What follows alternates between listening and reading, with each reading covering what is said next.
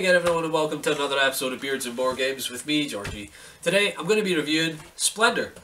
Splendor was released in 2014, designed by Marc Andre.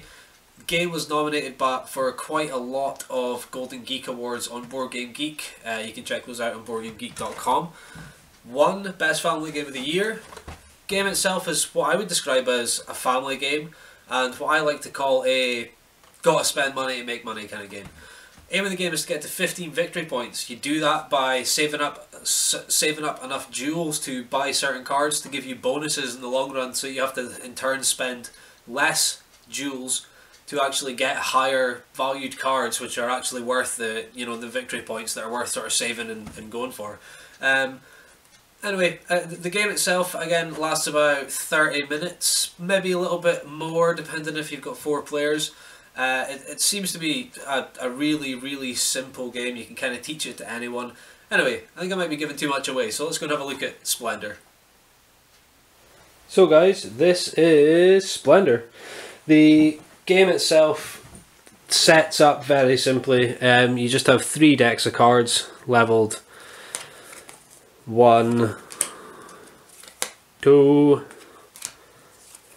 and 3. By the little white dots at the bottom. The reason they're leveled that way is because they are basically go up in expense and the amount of bonus that they give you, and then the victory point level that they give you in the end run. So basically the way you play the game is, like I said before, first to 15 victory points. But how do you get victory points? So on your turn you can do a couple of things. You can take some money. The way you take money, well, it's gems, but I keep calling it money, so just accept that. You can take 2 of the same if there's 4 or above, okay? Or you can take 3 individual. So I could take a red, a green and a white, say for example. The reason you want to do that, and you want to plan to do that, is to buy these cards. That's how you buy them. The card itself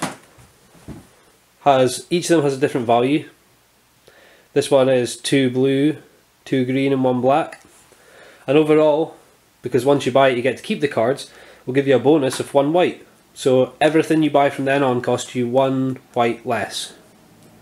So as you can see, it then works in a sort of tower effect, as the more you buy on the top row, the more you can buy in the second row for cheaper, third row for cheaper. The more you buy, the more you stack. Now, you can stack them, like I was just saying. So that's another thing you would do your turn. So you can, so on your turn again, remember you only get 1 action. I can't remember if I mentioned that, sorry. 1 action on your turn, so you can either take 2 of the same, three different ones, buy a card, or reserve a card.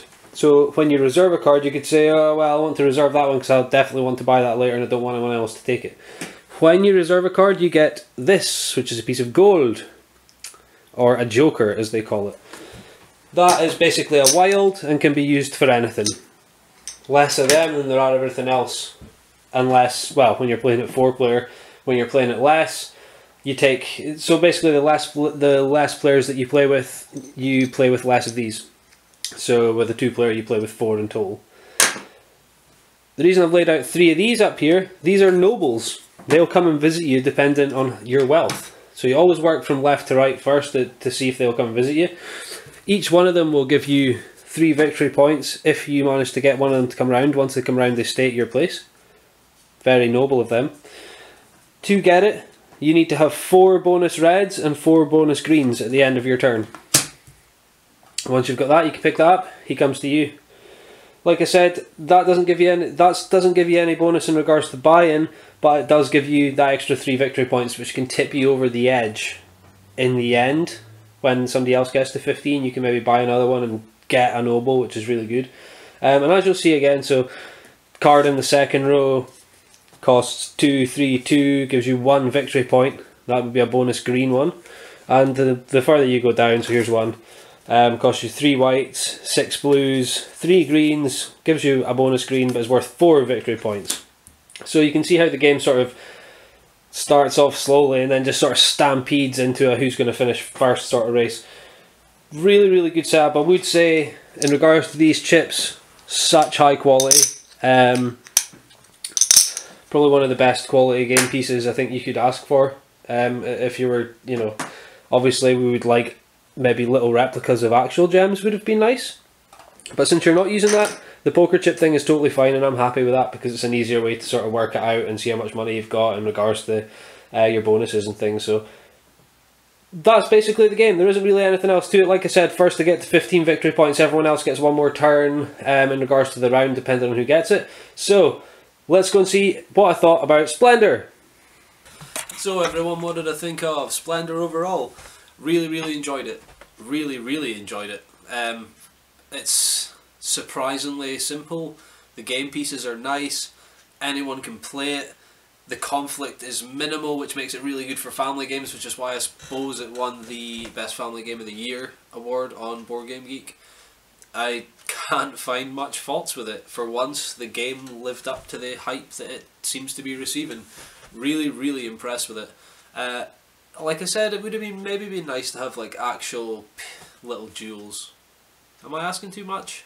Maybe. I don't know, let me know what you think in the comments. But in regards to Splendor, absolutely brilliant game. We'd recommend it to families. We'd recommend it to just game groups in general. I think a lot of people are going to like it. A lot of people are going to keep playing it.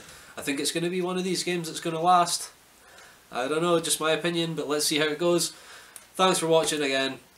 You've been watching another episode of Beers and Board Games with me, Georgie. You guys have been great so far. I really, really appreciate all your support. Don't forget to like, comment, and subscribe. Catch you guys later.